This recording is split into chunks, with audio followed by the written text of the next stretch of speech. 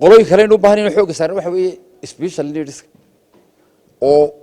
oo aynaan iyo labood imika marmar aanu markaan aad halkan u arkaan siraahdo inuu berigi hore sidad yar hayda meedan inuu dadkaas ku nool yihiin wadanka sheekh baan maalin anagoo mashruuc daaris meel la yiraahdo ka tirsanaa anagoo hay'ad mashruuc uu ifaalowad gareena ayaa qof dumar lagu yiri qoladaas mashruuc ay ifaalowad gareena intay noo tibay ku tirniyo ina yaro afrito jir daadii ma xusuustayana dambaabine ayaa gurigii jiifa waa paralyzed ina ka yar ma socon karo mana xabaari karo waa nin weyn soomaha culayskiisa ma qaadi karo marka feeraha kala jabay Soomaha haday afrito jir day xambaarto berigi argisa badooda lagu soo rogi jiray baan in yaran walaalnay waxa uu soo saq dhaxay gawaaridana lama ogola baan todobadii fiidnimo tuuka waxaan kaga qaadnay anigii inaan badan niyo hargeysa ilaa halkan soconna ilaa isbitaalka weyn waxaan arkay soo matagay xoog jidaaco marka waxaan ka baqay waxaan bilu wax kale ku dhacay de markaan soo noqonay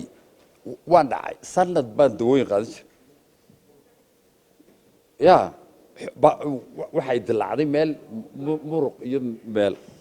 wixii anika kala carreey wax ka daran baan qaaday dabeetana de afrito jir bay qaadi kartaa waxay tii niyo qaabaan wuxuu baro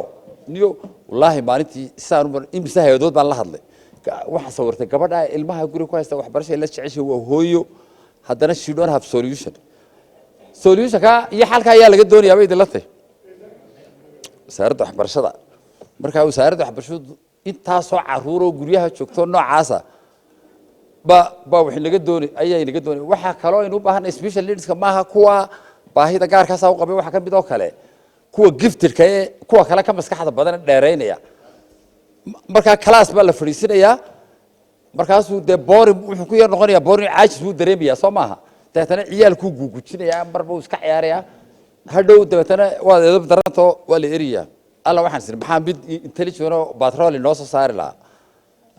ay nidhi waa mid xun oo rabshad badan bartani walba ama hablahana iyo dhamaanteena ciyaalkiina u fiirsado hadii qaar gifted ku jiraan speed kiisa de aynu kula socono maraynu class gaar u sameeyno ama aynu si u lahayn